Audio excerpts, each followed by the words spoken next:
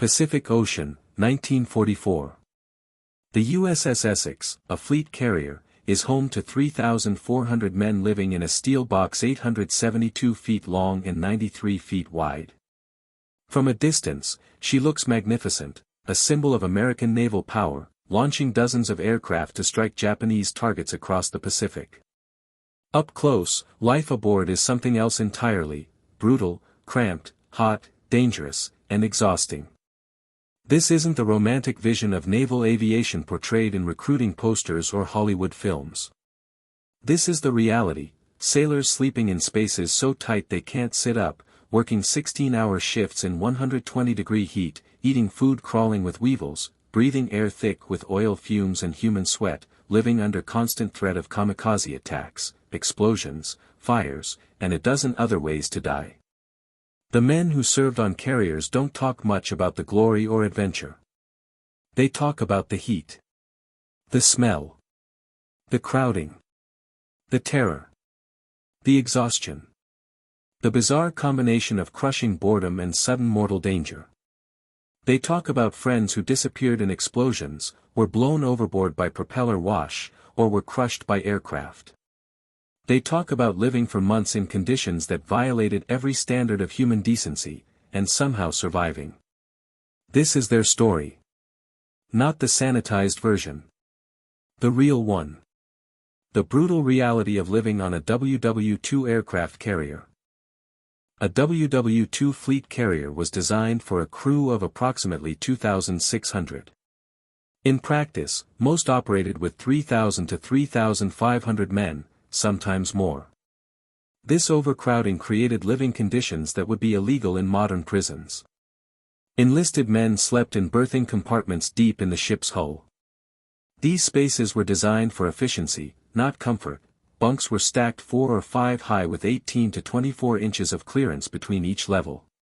You couldn't sit up in your bunk. You rolled in, lay flat, and that was your personal space. Bunks were canvas stretched over metal frames, no mattresses. You were issued a thin blanket and a small pillow.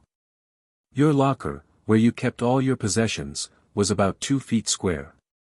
Everything you owned had to fit. The berthing compartments were packed, 100 to 200 men per compartment, bunks lined up in rows with narrow aisles between them. The air was thick, hot, and reeked of sweat, dirty clothes, and unwashed bodies. Ventilation was minimal. When the ship was buttoned up for combat, it became a steel coffin, airless, sweltering, claustrophobic. Privacy didn't exist.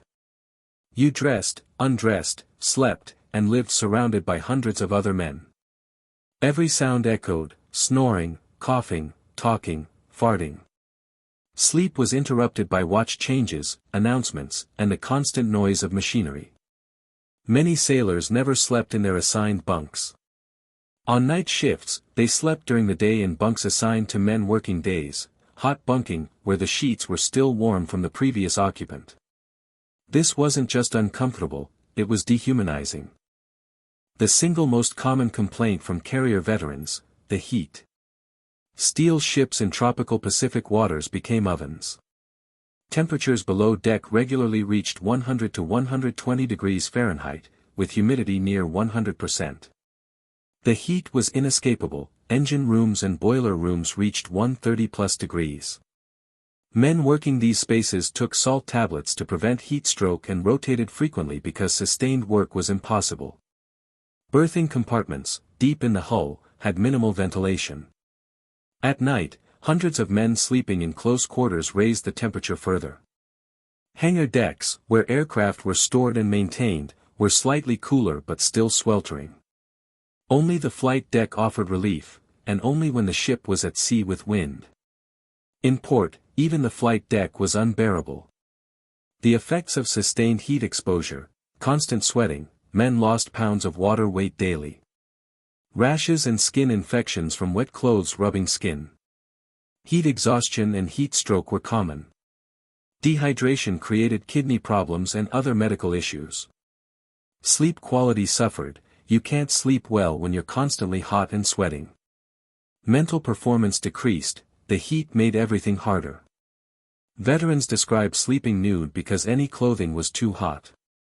They describe drinking gallons of water daily and still being dehydrated. They describe watches in engine rooms where men would work for 20 minutes, then spend 10 minutes cooling down, then return, all shift long. The heat wasn't just discomfort. It was a constant physical assault that never ended until the ship returned to cooler waters, which might be months away. Close your eyes and imagine the smell of a WWII carrier. Veterans say you never forget it, a horrific combination of unwashed bodies, 3,000 plus men, limited showers, constant sweating. The smell of human sweat permeated everything. Aviation fuel, high-octane gasoline and aviation oil created a constant petrochemical odor that caused headaches and nausea. Machinery oil, the ship's engines, hydraulics, and equipment leaked oil everywhere. Everything was coated in a thin film of oily residue. Cooking odors, the galley produced industrial-scale cooking smells that penetrated the entire ship, usually unappetizing combinations. Sewage, the heads, toilets, were crude, the plumbing strained, and sewage smells were common, especially in rough seas. Vomit, seasickness affected many men, especially in rough weather. The smell lingered. Paint and chemicals, ships were constantly being painted and maintained, adding chemical smells. Smoke, cigarette smoke was everywhere, most men smoked, and ventilation was poor. Death, after combat, the smell of burned flesh, blood, and cordite from explosions haunted damaged areas. These smells combined into an olfactory assault so intense that new arrivals would vomit. Veterans described taking weeks to adapt to the smell. Some never did. The smell got into your clothes, your hair, your skin. When sailors went ashore after months at sea, civilians could identify carrier sailors by smell before they saw their uniforms. This wasn't exaggeration, it was that pervasive and distinctive. The flight deck of a carrier was the most dangerous workplace in the world. Naval aviation in WWII killed more American sailors through accidents than Japanese action killed through combat. Why was it so dangerous? Aircraft operations involved propellers spinning at 2,000 plus RPM that could decapitate or dismember a man instantly. Jet blast and prop wash that could blow men overboard. Landing aircraft with arresting hooks that could snap and kill anyone in their path. Fuel and ordnance everywhere, one spark could cause catastrophic explosions. The flight deck crew wore color-coded jerseys to identify roles: plane handlers, ordnance crews, fueling teams, firefighters, mechanics, and catapult crews. Each role had unique dangers. Plane handlers pushed and positioned aircraft weighing several tons. Men were crushed between aircraft or against deck structures. Ordnance crews loaded bombs, torpedoes, and ammunition. A dropped bomb or rough handling could cause explosions. Fueling crews handled high-octane gasoline. Fuel spills and fires were common. Catapult crews operated mechanisms launching aircraft at 80 plus mph. Mechanical failures killed or maimed crew. Firefighting crews responded to crashes and fires. They faced flames, explosions, and toxic smoke. Landing signal officers, LSOs, stood at the deck edge guiding aircraft. Crashes sometimes killed them. The statistics were grim. On some carriers, one man died or was seriously injured for every 200 flight operations. That means hundreds of casualties per deployment. Death came suddenly, one moment you're working, the next you're hit by a propeller or blown overboard or crushed or burned. There was no warning, no chance to react. Flight deck crew knew they were among the most likely to die. The mechanisms of death were numerous and horrifying: propeller strikes, the most common killer. A man would step too close to a running engine, and the propeller, invisible when spinning, would strike him. Death was instant but gruesome. Bodies were often unrecognizable afterward. Blown overboard, jet blast from aircraft exhausts or propeller wash could blow men off the deck. If the ship was moving, you couldn't be recovered. You'd drown or be run over by the ship. Some men were blown into the ocean and never seen again. Crushed by aircraft, multi-ton aircraft moving on a crowded deck could pin or crush men against structures or other aircraft. The weight was instantly fatal. Burns and explosions, fuel fires on the deck created walls of flame. Men caught in fires often jumped overboard to escape burning to death. Drowning was preferable to burning. Arresting cable failures. When an aircraft landed, the tailhook caught a cable stretched across the deck. If the cable snapped under stress, it whipped across the deck at lethal speed, severing limbs or decapitating anyone in its path. Ordnance explosions, dropped bombs, rough handling of torpedoes, or accidents while loading ammunition caused explosions that killed everyone nearby. The deck crew worked in this environment for 12 to 16-hour shifts, often in darkness, night operations, on a deck pitching and rolling in rough seas. Their protective equipment: a jersey, a helmet, and ear protection. No body armor. No safety harnesses. Just skill, awareness, and luck. Veterans describe developing hypervigilance, constant 360-degree awareness because death could come from any direction. They describe watching friends die in front of them and having to keep working because operations couldn't stop. They describe nightmares about propellers for decades after the war. If the flight deck was the most obviously dangerous place, the spaces below deck had their own lethal threats. The carrier was essentially a floating bomb, thousands of gallons of aviation fuel stored in tanks throughout the ship. Tons of ordnance, bombs, torpedoes, ammunition, stored in magazines. Fuel lines and electrical systems running throughout cramped spaces. All of this in a steel box that could be hit by bombs, torpedoes, or kamikaze aircraft. The nightmare scenarios: fire, the most feared threat. Fire in a ship is uniquely dangerous, there's nowhere to go. Fire spreads through ventilation systems. Smoke fills compartments, suffocating men before flames reach them. Firefighting in cramped spaces with limited equipment was often futile. Major fires killed hundreds. Explosions: when ordnance or fuel ignited, the explosion could rip through multiple decks. Men in adjacent compartments might be killed by blast overpressure without visible injuries, their lungs simply ruptured. Flooding: torpedo hits created flooding in damaged compartments. Damage control teams had to seal hatches, sometimes trapping shipmates in flooding spaces to save the ship. Men drowned feet from their friends who couldn't help them. Men stationed in engineering spaces, magazines, or deep berthing compartments knew, if the ship was hit, they might not make it topside. They could die trapped in a sinking or burning compartment, never seeing sky again. This created constant low-level anxiety. Every unusual sound or vibration made you wonder, is that an explosion? Are we hit? Do I have seconds to live? Starting in late 1944, American carrier sailors faced a threat unlike anything previously encountered: kamikaze attacks. Japanese pilots deliberately crashed their aircraft into carriers, creating catastrophic damage and casualties.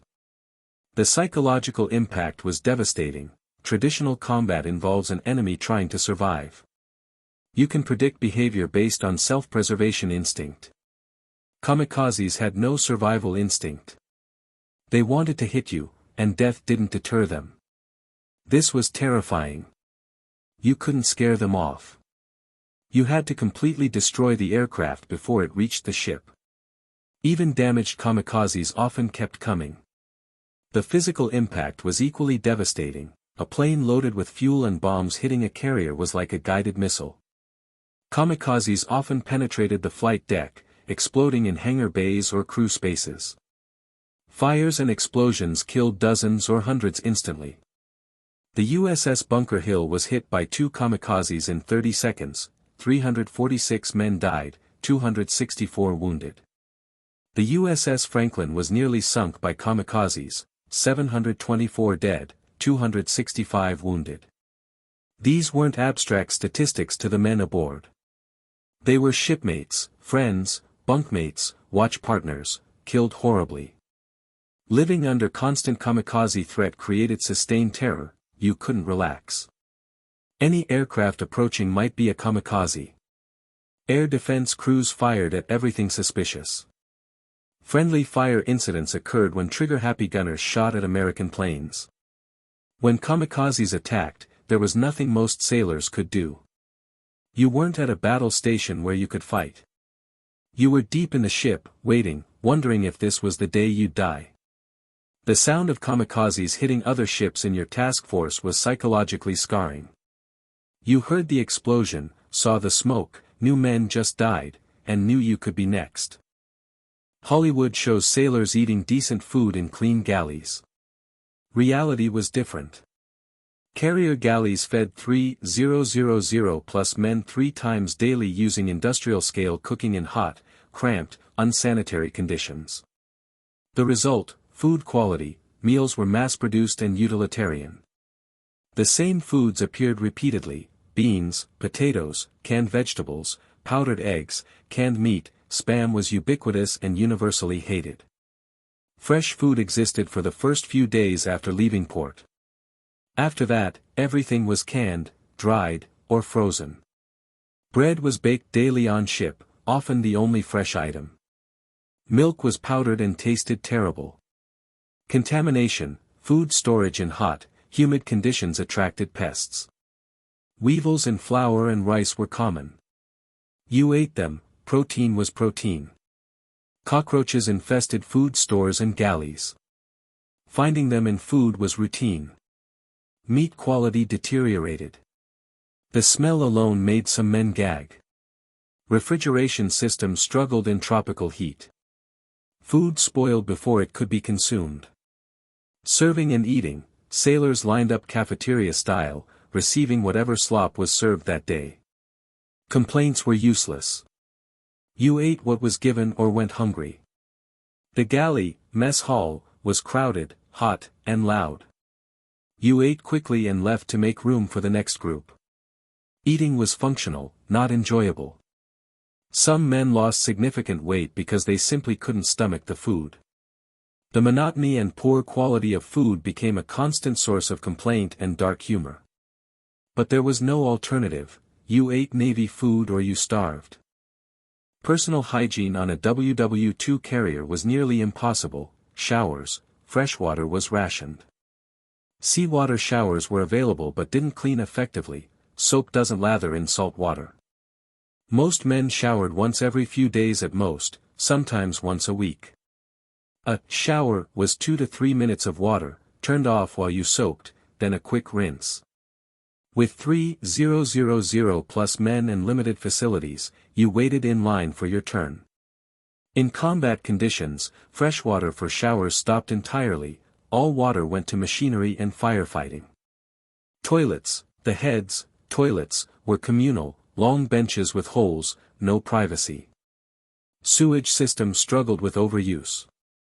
Backups and overflows created disgusting conditions. Toilet paper rationing meant you used what you were given and nothing more. Seasickness in rough weather made heads even worse, vomit everywhere. Laundry, washing clothes was difficult. Some men washed clothes in buckets with seawater soap. Others simply didn't wash clothes, they wore them until they fell apart. The heat and sweat meant clothes were perpetually damp and smelly. Shaving, men were required to shave daily per regulations. This meant using cold water and often dull razors, creating cuts and irritation.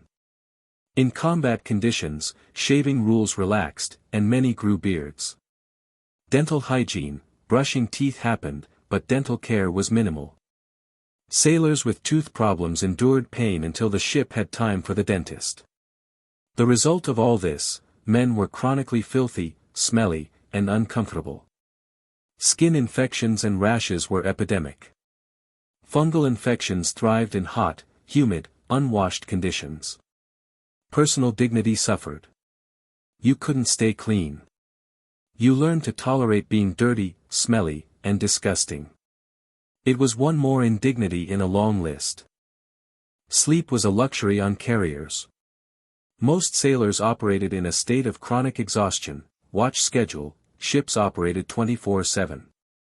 Men stood watches, work shifts, in rotating schedules, 4 hours on, 8 hours off around the clock, or 4 on, 4 off during intensive operations.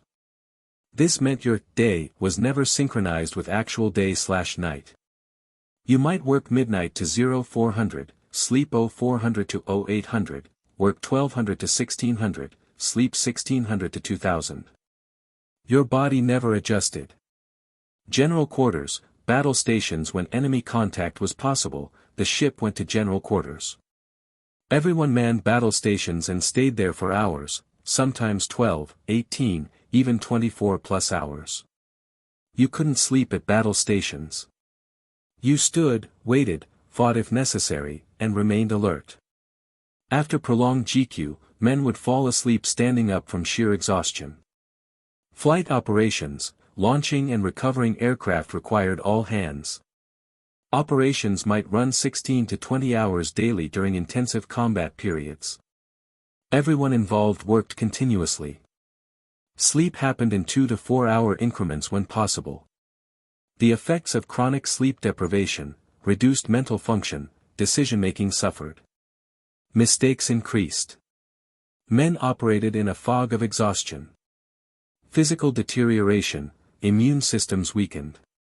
Men got sick more easily. Injuries increased as coordination and awareness declined. Psychological impacts, irritability, depression, and anxiety increased. Some men had breakdowns from sustained exhaustion. Hallucinations, men deprived of sleep for days sometimes saw things that weren't there. Veterans describe microsleeps, falling asleep for seconds while standing or working. They described functioning on 3 to 4 hours of broken sleep per day for weeks. They describe exhaustion so profound that danger barely registered, they were too tired to care. Living conditions on carriers created a petri dish for disease and medical problems. Respiratory infections, crowded berthing with poor ventilation meant colds and flu spread rapidly through the crew.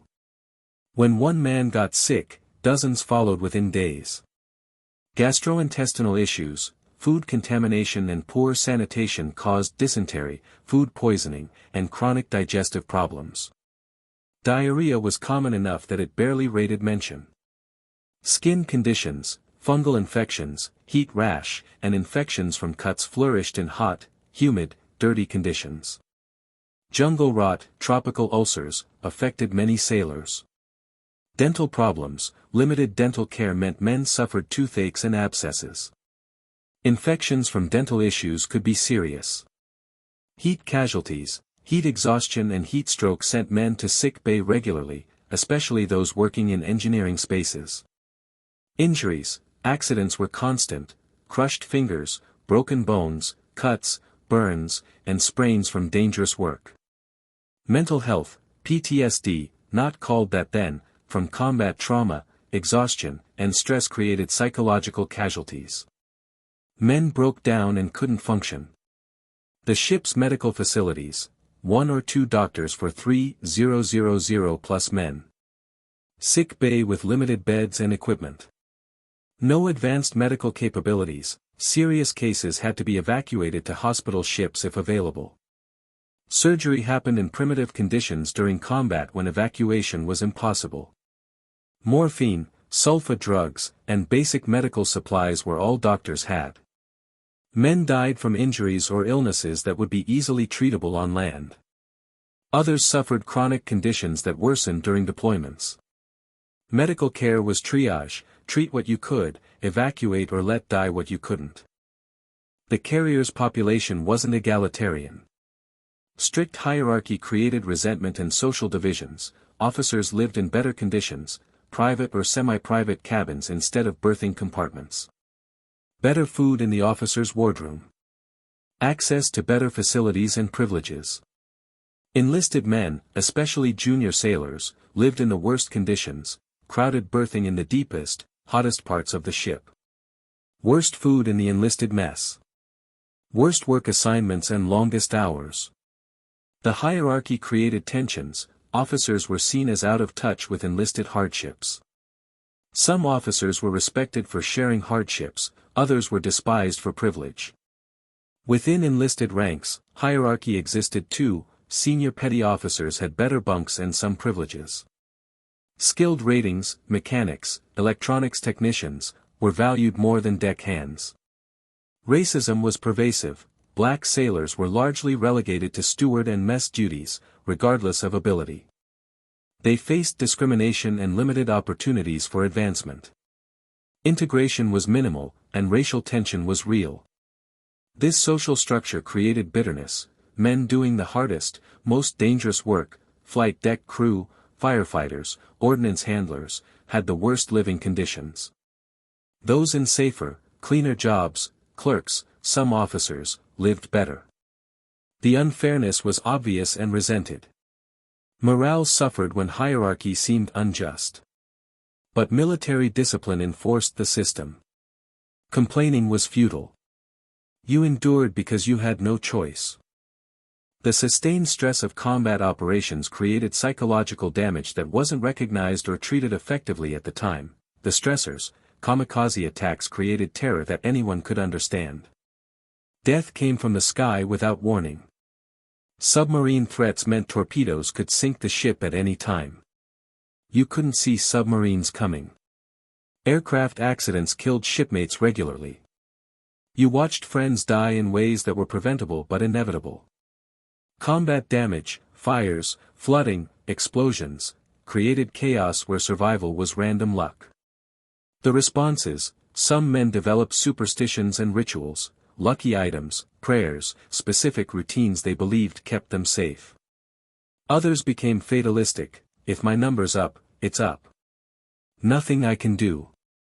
This could lead to recklessness or apathy. Some had anxiety attacks, nightmares, or couldn't function. They were often labeled cowards or weak. Others coped through dark humor, making jokes about death and danger. This helped psychologically. Many self-medicated, alcohol when available, usually forbidden but smuggled, smoking, ubiquitous and encouraged, cigarettes were free in rations, or denial and repression, refusing to think about danger. The Navy's approach to combat stress, essentially non-existent. Mental health support didn't exist in modern form. Men were expected to tough it out. Those who couldn't were sometimes transferred to less stressful duties but often stigmatized. Some were medically discharged but without recognition of psychological injury. Post-traumatic stress wasn't diagnosed or treated. Men lived with symptoms for decades after the war. Combat and danger were sporadic. Most time aboard was spent in crushing boredom. When not at battle stations or working, there was little to do, no internet, smartphones, or modern entertainment. Reading material was limited, old magazines, books passed between sailors, some pornography circulated unofficially. Letter writing was common, the only connection to home. But mail delivery was irregular. Movies: ships had film projectors and showed movies when possible. The same films played repeatedly until everyone had them memorized. But during combat operations, movies stopped. Games, card games, poker, blackjack, were popular but officially banned for money, happened anyway. Dice games, checkers, and improvised games passed time. Some men exercised, but space was limited. Music: some ships had record players or radios when not in radio silence. Men sang, played instruments if they had them. Mostly, men just talked, endless conversations about home, women, food, plans after the war. Speculation about when the war would end. Complaints about conditions, officers, Navy life. The boredom was psychological torture, time moved slowly. Days blurred together. The monotony of routine was mind-numbing. The combination of boredom punctuated by terror was psychologically exhausting. You'd be bored for days, then suddenly fighting for your life, then back to boredom. This cycle was harder to handle than constant danger would have been. Carriers spent months at sea, isolated from everything familiar. Communication with home was limited, letters were the only contact with family. Mail call was the high point of any day. But mail was irregular. Ships couldn't receive mail while at sea. Sometimes months passed without mail. Letters took weeks or months to arrive. By the time you received news, it was old.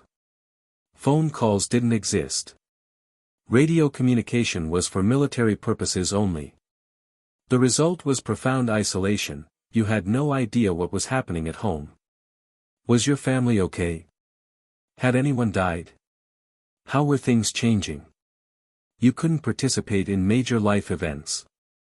Babies were born, weddings happened, people died, and you weren't there. You were frozen in time, while life at home moved on without you. Relationships suffered, girlfriends and wives back home might move on. Dear John letters, breakup letters, were common and devastating. The isolation and uncertainty created constant anxiety about what was happening in the world you'd left. Many sailors described feeling disconnected from civilian life. Home seemed like a dream or another world. They couldn't relate to concerns and problems of civilians. The war, the ship, the navy, this became their reality. Home became abstract. Some men lost touch with who they were before the navy. The person who joined up and the person serving on the carrier were different people. The isolation and transformation were permanent for many. Living on a ship means constant motion. For many, this created sustained misery. Seasickness affected perhaps 20 to 30% of crew to some degree. Some adapted after a few days or weeks at sea. Others never fully adapted and felt queasy for entire deployments. Rough seas made everyone sick, even experienced sailors vomited in heavy weather. The symptoms: nausea, vomiting, dizziness, cold sweats. Loss of appetite, you couldn't eat even though you needed to. Profound fatigue and weakness. Headaches and disorientation. The worst part, you couldn't escape. On land, seasickness would end. On a ship, it continued for days, weeks, months. You had to work while sick. You stood watches, performed duties, and functioned while constantly nauseous. Even when not actively sick, the motion created problems. Sleep was difficult, the rolling and pitching disrupted rest. Eating was challenging, food slid around on plates, liquids spilled. Working was harder, tools moved, you had to constantly adjust balance.